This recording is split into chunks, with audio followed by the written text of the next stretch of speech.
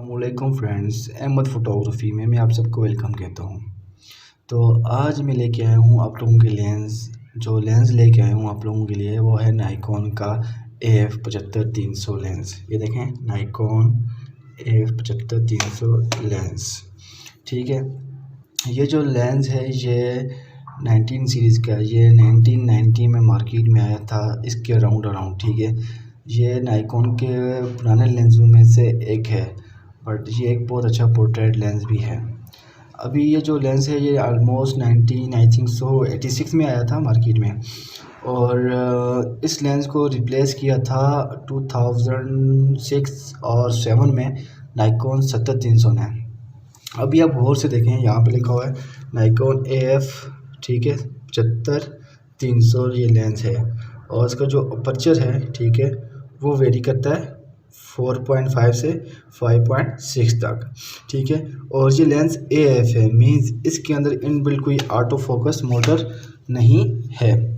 तो ये lens manual focus करेगा छोटी बॉडीज़ पे, जैसे नाइकॉन की जो D3000 सीरीज़ है और जो D5000 सीरीज़ है उस पर ये लेंस ऑटो फोकस नहीं करेगा, क्योंकि इस लेंस के अंदर ऑटो फोकस मोटर नहीं है। और जो बॉडीज़ हैं 3000 सीरीज़ की और 5000 सीरीज़ की, उनके अंदर भी built in auto focus motor नहीं है। अलबत्ता नाइकॉन की जो D7000 सीरीज़ है, जैसे 7100, 7200, 7500, और जो नाइकॉन के फुल फ्रेम कैमरास हैं D600, D610, 750, 780, 800, 810, 850, उन पर ये लेंस ऑटो फोकस करेगा, बिकॉज उनमें ऑटो फोकस मोटर होती है।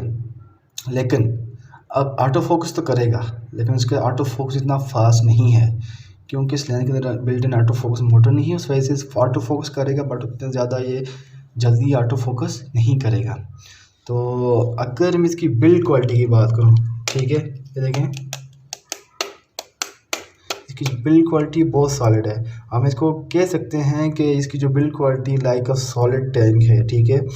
तो और इसकी अगर मैं बात करूँ, और लेंस में हमने देखा होगा कि जो जूम होता है वो या यहाँ पे होता है या यहाँ पे होता है, ठीक है। जब हम जूम करते हैं, ठीक है, इस तरह कुछ जूम होता है या इस तरह घुमाते हैं जूम होता है, लेकिन इस लेंस में इस तरह जूम नहीं होता।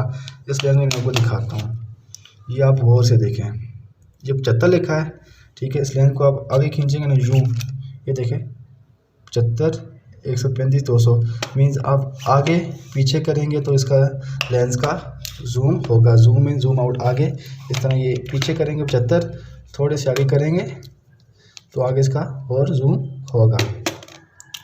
आगे मज़ीद इसकी बात करूं तो इसके साथ स्टैंड का दिया गया है, अटैचमेंट दी गई है, बिकॉज ये लेंस बहुत भारी है। ऑलमोस्ट ये कुछ इसका वज़न है 1 kg या 1100 ग्राम, इतना है इसका वज़न, ठीक है।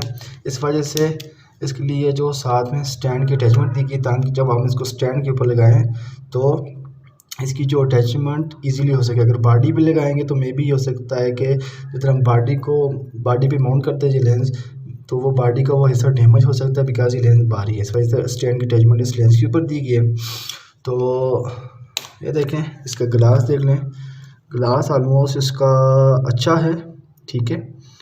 और फ्रंट से मैं आपको दिखाता हूँ इसका ग्लास, ये रहा इसका फ्रंट से ग्लास, देख सकते हैं। जहाँ तक मुझे फील आ रही है, जैसे अगर आपने कहीं 70-200 लेंस यूज़ की हो, कैनन का, नाइकॉन का, किसी भी कंपनी का, तो उसका जो ग्लास होता है वो ऑलमोस्ट इस तरह का होता है। ग्लास इसका नो डाउट बहुत अच्छा ग्लास है। तो खैर, अगर इसकी बात करूं कि आज जो एरा चल रहा है वो 2020, बल्कि वो भी 2028 होने वाला है, क्या ये लेंस हमारे लिए हेल्पफुल हो सकता है?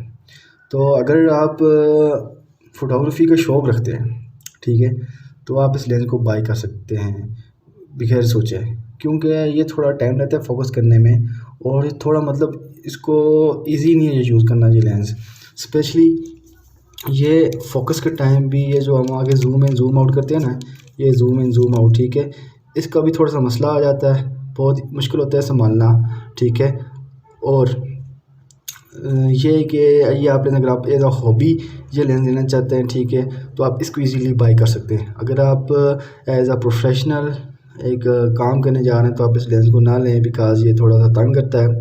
क्योंकि इस लेंस को मैं पर्सनली बहुत अरसे से यूज़ कर रहा हूँ, तो मैं इस लेंस को बहुत कम यूज़ करता हूँ। जब मतलब मेरे पास स्पेयर टाइम होता है तब इस लेंस को मैं यूज़ करता हूँ, बिकॉज़ यूज़ करना थोड़ा इसको मुश्किल है। और क्योंकि इसकी और उसके बाद इस लेंस की मैं आपको जो बता देता हूँ, ये देखें इसकी पर्चर रिंग है ये, ठीक है। ये मतलब ओल्ड लेंस में आती है, तो ये इसकी पर्चर रिंग है। ये आप इसको मूव कर सकते हैं, इसका ये लॉक है, ठीक है। लॉक करके, ठीक है, देखें ये पर्चर रिंग मूव हो रही है, ठीक है। और अगर आपको यहाँ से पर्चर सेट नहीं करना तो आप इसको लॉक भी कर सकते हैं। तो है रही इस लेंस के बारे में जो टोटल रिव्यू है। तो ये लेंस जहाँ तक मैंने यूज़ किया है 200 mm पे बहुत ज़्यादा शार्प फ़ोटोज़ ये प्रोड्यूस करता है। 300 mm पे उतना शार्प नहीं है, ठीक है। और उसको 300 mm पे से पिक्चर लेना थोड़ा ज़्यादा मुश्किल हो जाता है। बट बहरहाल जिस प्राइस में आजकल आपको ये लेंस मिल जाता है तो उसमें ये पेड नहीं है। ये ऑलमोस्ट आपको 9,000 10,000 का ये आपको लेंस मिल जाएगा, ठीक है, कहीं से भी। बट ये लेंस अब बहुत रेयर हो चुका है, तो बहुत कम ही देखने को आपको मार्केट में मिलेगा, लेकिन कहीं से भी आपको मिल रहा हो 9-10 हज़ार से ऊपर का ये लेंस नहीं है। तो खैर अगर आपके पास थोड़े से पैसे ज़्यादा हैं, अगर आपके पास 14,000 15,000 का बजट है, तो फिर आप इसकी जगह 70-300 लेंस ले लें, वो आपके लिए बेस्ट रहेगा। बिकॉज़ उसके अंदर ऑटो फोकस मोटर भी होती है, तो वो ऑटो फोकस भी कर लेगा। मैं आपको चलें कुछ इस लेंस से मैंने अपनी ही कुछ पोर्ट्रेट्स पिक्चर्स ली थी, तो वो मैं 2-3 पिक्चर्स लगा दूँगा ताकि आपको आइडिया हो जाए कि इस लेंस से किस तरह के पोर्ट्रेट प्रोड्यूस हो सकते हैं।